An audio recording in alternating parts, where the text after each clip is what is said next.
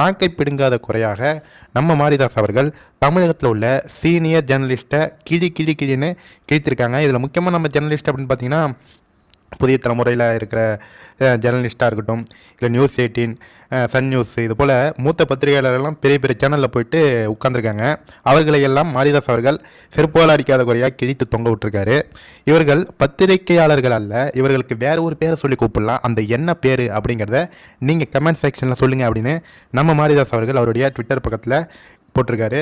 கண்டிப்பாக தமிழக மீடியாக்கள் எந்த அளவுக்கு தரம் தாழ்ந்து கேவலமான ஒரு நிலையில் இருக்குது அப்படிங்கிறதுக்கு மாரிதாஸ் அவர்கள் சொன்ன இந்த கருத்துக்களே ஒரு உதாரணம் மட்டும் இல்லை, நமக்கே தெரியும்.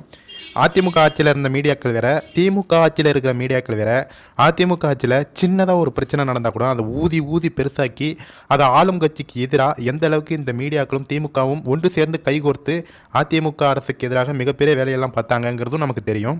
இப்போ திமுக